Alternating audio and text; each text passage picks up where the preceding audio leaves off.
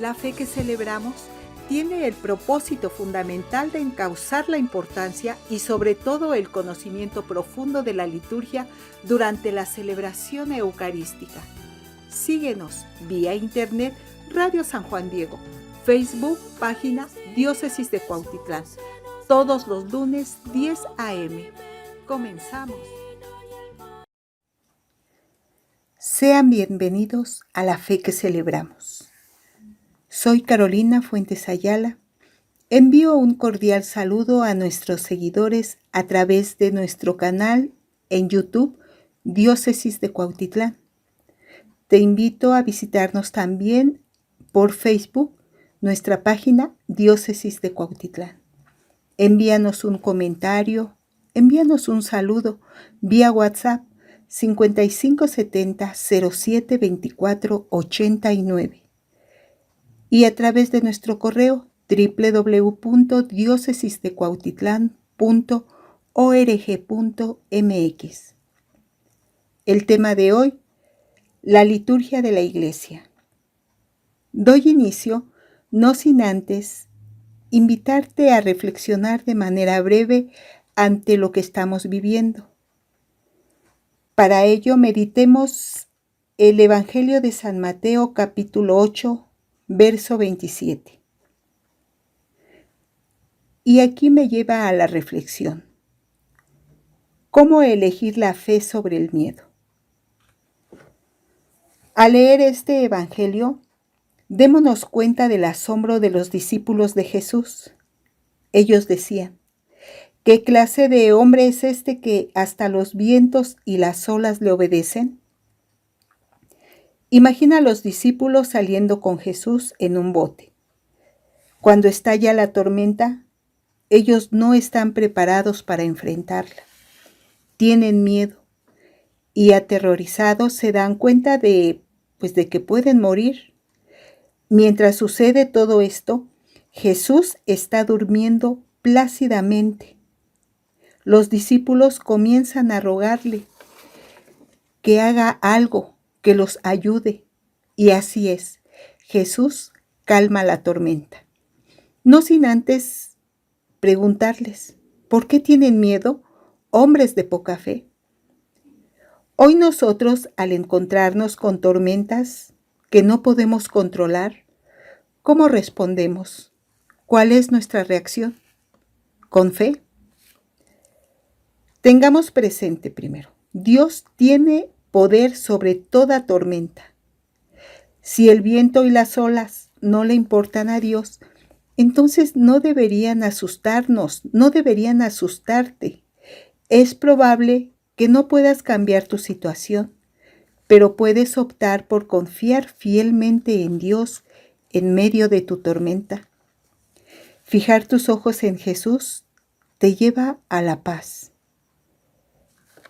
¿Miras el tamaño de la tormenta o vuelves tu mirada hacia aquel que puede cambiarla? Enfócate en Dios, quien conoce cada resultado. Puedes navegar en cualquier situación con su sabiduría y paz. Jesús está siempre en tu barca. Es fácil concentrarte en tus miedos porque no puedes controlar tu futuro, pero Jesús, afortunadamente, sí conoce tu futuro y siempre está a tu lado y nos llama a vivir por fe, no por vista. Cuando te encuentras abrumado por la vida, siempre habrá dos opciones. Primero, enfocarte en las circunstancias o fijar tus ojos en Jesús. Si tú eliges mirar a Jesús por encima de todo lo demás, comenzarás a ver que las tormentas que enfrentas no son tan poderosas como el Salvador que elige caminar a través de la tormenta a tu lado. Queridos hermanos, hoy es un día maravilloso. Dios nos ha reunido. Todos nosotros no somos obra de la casualidad, somos obra divina, hechos a imagen y semejanza de Dios. Dios nos creó con propósito y su deseo es que lleguemos a ser felices, muy felices. A Dios no le gusta vernos sufrir. A Dios no le gusta vernos arrastrándonos. Cuando Él sabe que podemos volar, porque Él nos creó con capacidades para lograr cosas maravillosas. Creámosle en verdad a Dios. No nos estanquemos en nuestras cargas, en lo que oímos, en lo que venimos arrastrando, quizás ya desde muy pequeños, por el medio en que nos hemos desarrollado, quizás las situaciones familiares, de comunidad. No nos quedemos en el sufrimiento. El Señor nos ha creado para ser felices. Él nos ha liberado para vivir en plenitud. Dejémonos llevar por la mano del Señor. Debemos de estar convencidos de que Dios nos ha dado una misión para darle el verdadero sentido a nuestra vida. Dios quiere seguir alimentando nuestra alma y nuestra vida. Ahora, también tenemos por el otro lado al enemigo. Él tiene el propósito de destruirnos. Él quiere destruirnos de todas las maneras. Quiere aplastarnos. Él quiere destruir todo lo bueno. Y nosotros, para Dios, somos obra buena. Somos obra suya. Fijando nuestra mirada en el Señor, con Él a nuestro lado, nada temeremos. Cristo ha vencido las tinieblas. Cristo ha vencido el mal. Hermanos, Cristo ha resucitado. Él nos ha traído vida nueva, vida en abundancia. Aleluya, Cristo en verdad ha resucitado. El Señor ha resucitado. En el nombre del Padre y del Hijo y del Espíritu Santo. Amén. Nuestro tema, la liturgia de la Iglesia.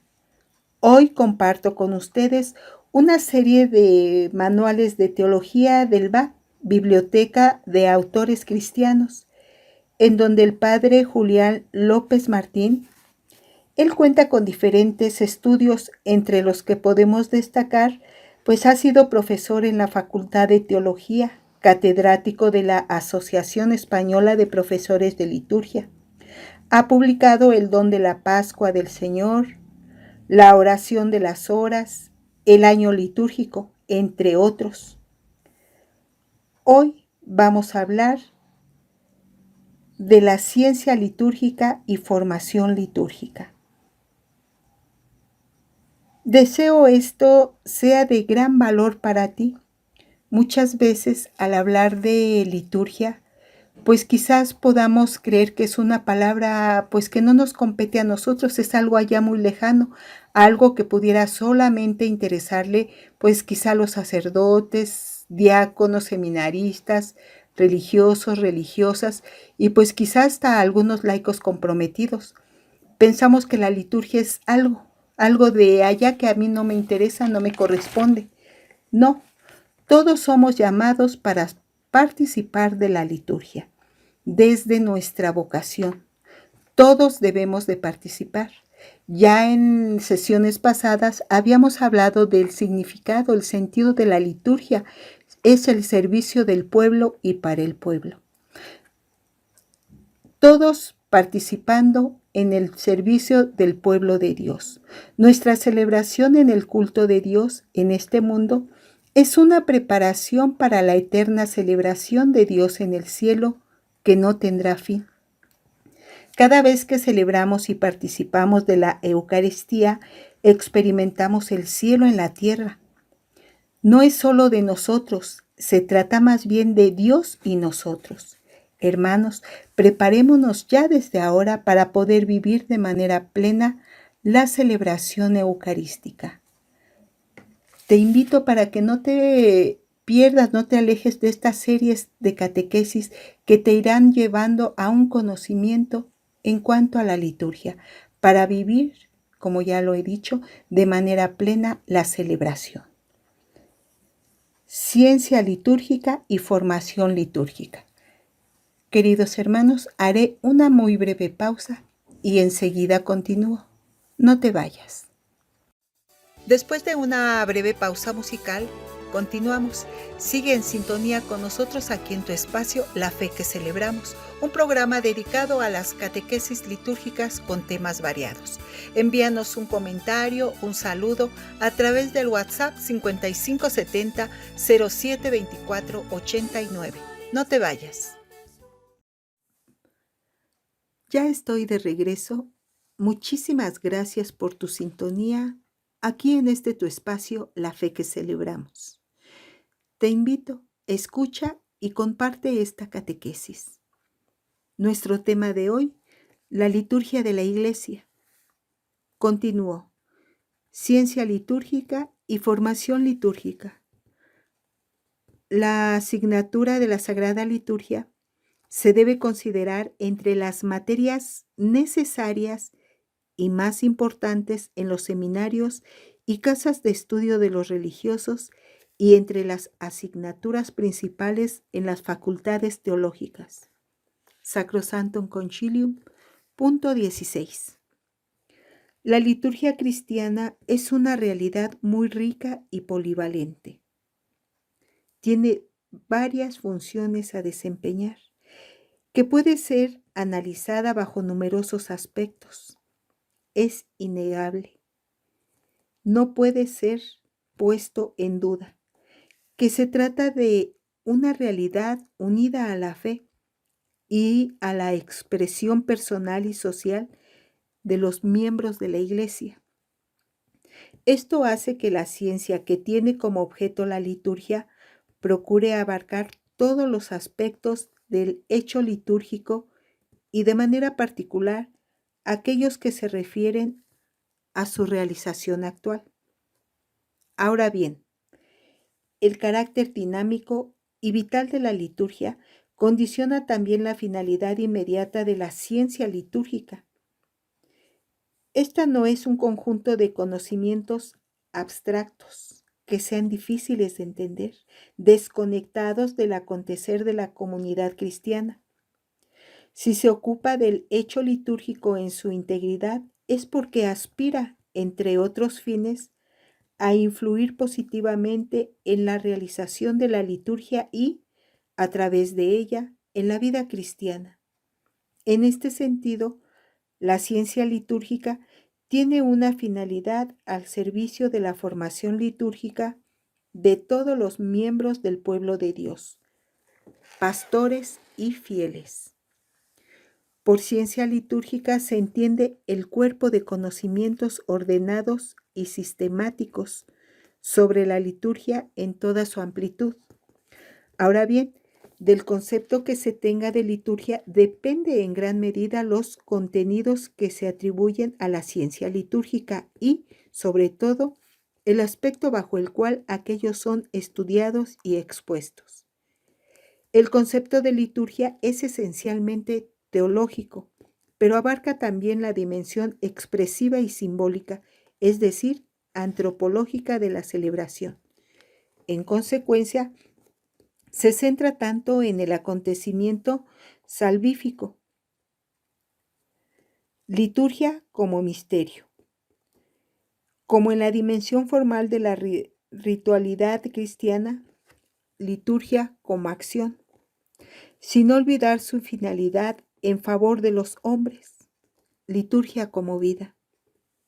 La ciencia litúrgica, bajo todos estos aspectos, figura entre las disciplinas teológicas principales de las facultades de teología y en los seminarios. Ya de hecho, en el Nuevo Testamento se pueden ver las primeras señales de una noción de los sacramentos cristianos en la perspectiva de la historia de la salvación y tomando en consideración la celebración misma. Como ejemplo, podrían citarse algunos pasajes bíblicos como son 1 de Corintios capítulo 10, verso del 1 al 11, Romanos capítulo 6, versos del 4 al 10, Efesios capítulo 5, versos del 22 al 33, Primera de Pedro capítulo 2, versos del 1 al 2, etc. Por su parte, los primeros ordenamientos eclesiásticos de la liturgia, como el Didache, Traditio Apostólica de Hipólito, Constitutiones Apostolorum, Testamentum Domini, etc. Ellos no se limitan a dar normas, sino que justifican la manera de proceder aludiendo al significado de los ritos y a su importancia y dignidad. Lo mismo ocurre con las intervenciones del obispo de Roma y de otros obispos para solucionar problemas litúrgicos concretos. Por ejemplo, la carta de Inocencio I a Decencio de Gubbio, la del Papa Vigilio a Profuturo de Braga. Los santos padres compusieron las catequesis mistagógicas y han dejado en sus homilías y tratados elementos suficientes para una auténtica teología de la liturgia. Durante la Edad Media se advirtió la necesidad de explicar los ritos litúrgicos al pueblo, pero esto se hizo al menos en Occidente, abusando de la alegoría con consecuencias negativas para la teología, para la misma liturgia y para la espiritualidad. La Reforma protestante fue un aviso, pero los esfuerzos del catolicismo humanista por ofrecer las bases objetivas de la liturgia fueron insuficientes. No obstante, en este momento, cuando comienza la verdadera ciencia litúrgica, deseosa de conocer las fuentes de la liturgia y la historia de los ritos, la creación de la imprenta contribuyó de manera decisiva a la edición en el arco de los siglos XVI al XVIII de las primeras fuentes litúrgicas impresas de los ritos orientales. Sin embargo, la espiritualidad barroca se movió por caminos bien distintos de los descubiertos en las fuentes litúrgicas. En esta época fueron mínimos los intentos de acercar la liturgia a la mesa de los fieles. En el siglo de la Ilustración, la ciencia litúrgica experimentó un notable progreso a nivel de estudios y de publicaciones, pero las aspiraciones científicas solo pretendían un cambio en favor del adoctrinamiento moral del pueblo por la vía de la estética y de la suntuosidad. No se trataba de penetrar en el misterio de la liturgia. Por otra parte, el intento más serio de una reforma a fondo de la vida litúrgica, el Sínodo de Pistoia, se vio envuelto en algunos errores doctrinales. El siglo XIX, dentro del espíritu del romanticismo, conoció los comienzos del movimiento litúrgico justamente con la restauración de la vida monástica. Ya en el siglo XX se pueden distinguir tres fases sucesivas en el desarrollo de la ciencia litúrgica, cada una presidida por una tendencia epistemológica predominante. Todas tienen en común el abandono de un tratamiento de la liturgia meramente rubricística o jurídico-ceremonial. Los pioneros del análisis científico de la liturgia se movían en el ámbito de la historia de la liturgia, cuyo método perfeccionaron. La suya fue una etapa a todas las luces, imprescindible. Al mismo tiempo, la obra de los investigadores y divulgadores de la historia de la liturgia puso de manifiesto la necesidad de una reforma a fondo, a la vez que aportaba los elementos para llevarla a cabo. De estos estudios se han beneficiado tanto las reformas litúrgicas parciales llevadas a cabo por Pío XII en la década de los 50, como la reforma general impulsada por el Concilio Vaticano II. Hermanos, ahora es momento de ir a una muy breve pausa. En un momento continuo, no te vayas. Después de una breve pausa musical, Continuamos.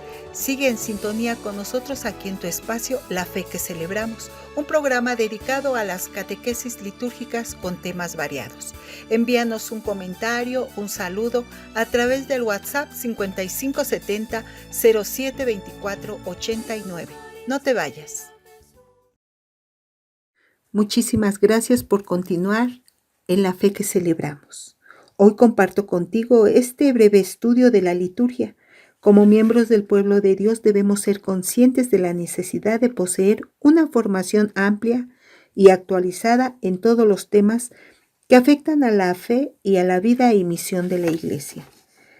Fase histórica y filológica. Los pioneros del análisis científico de la liturgia se movían en el ámbito de la historia de la liturgia, cuyo método perfeccionaron. Pero la tarea consistió también en comparar las expresiones rituales particulares de la liturgia, cómo se venían haciendo en el ámbito de la historia de las religiones.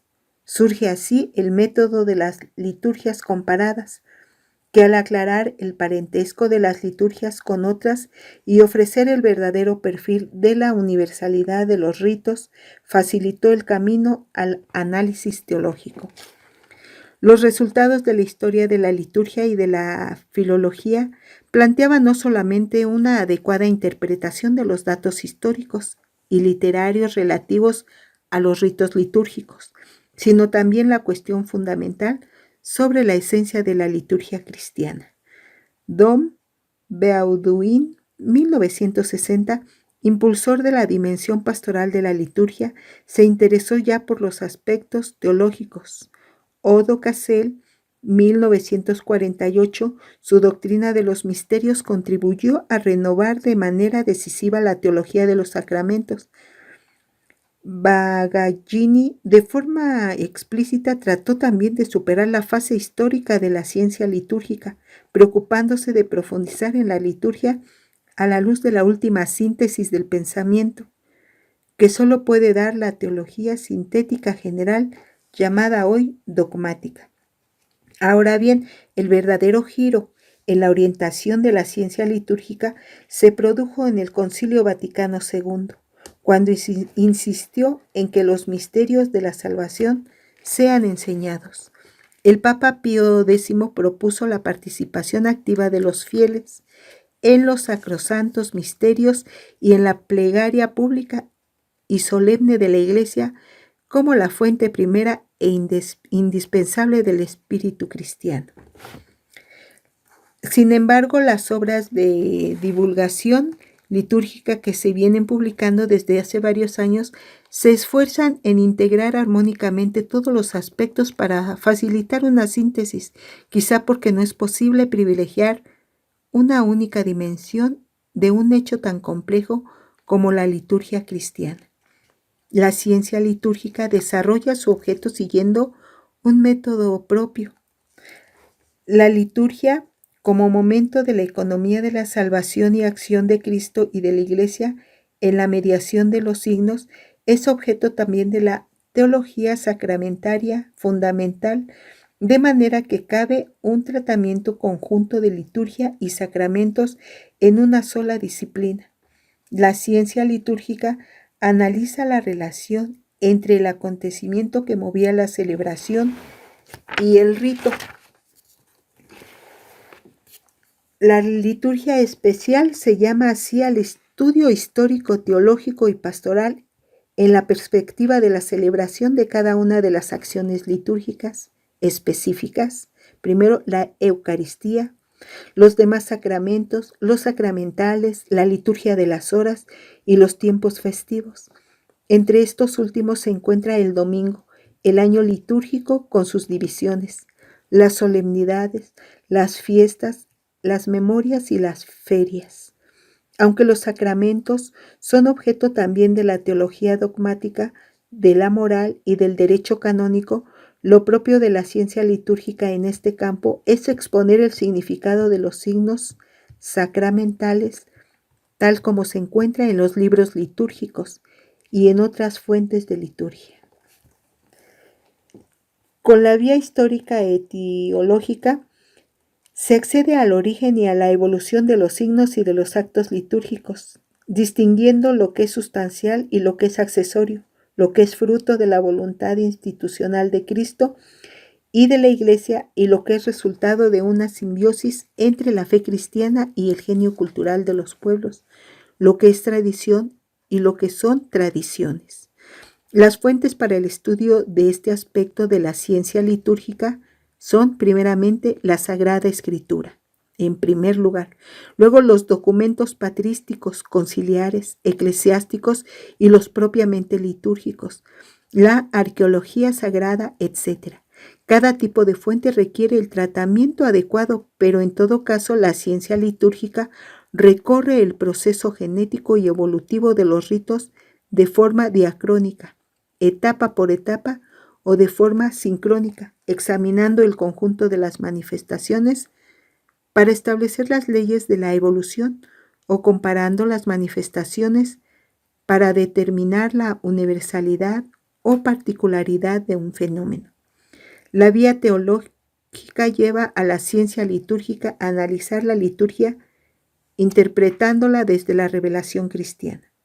La vía antropológica, tener en cuenta las claves antropológicas, culturales, psicológicas, lingüísticas de una celebración para captar su capacidad religiosa, expresiva y comunicativa.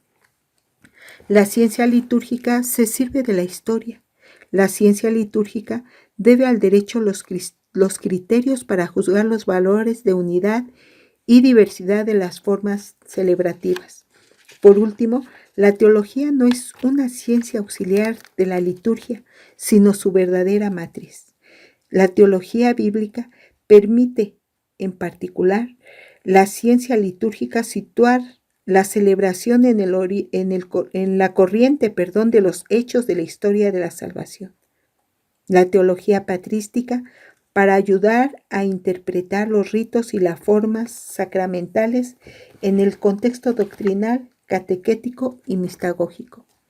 La formación litúrgica debe empezar en los seminarios y casas de formación y continuar durante toda la vida sacerdotal. Esta misma formación adaptada a su estado es también indispensable para los laicos, tanto más que estos como con muchas regiones están llamados ellos a asumir responsabilidades cada vez mayores. La importancia de la formación. Esta necesidad de preparación de los pastores en el campo litúrgico proviene del cometido de que les corresponde a ellos primero como educadores de la participación de los fieles en la liturgia. Para realizar esta tarea han de estar ellos mismos primeramente impregnados totalmente del espíritu y de la fuerza de la liturgia. Una formación litúrgica de la vida espiritual por medio de una adecuada iniciación que les permita comprender los sagrados ritos y participar en ellos con toda el alma.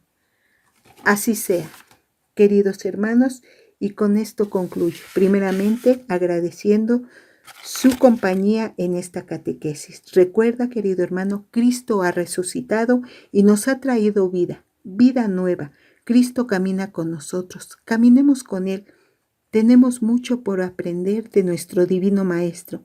Con Él a nuestro lado, nada temeremos. Reina del cielo, alégrate, aleluya, porque el Señor, a quien has merecido llevar en tu vientre, aleluya, ha resucitado según su palabra, aleluya. Ruega al Señor por nosotros, aleluya. Gózate y alégrate, Virgen María, aleluya, porque verdaderamente ha resucitado el Señor. Aleluya.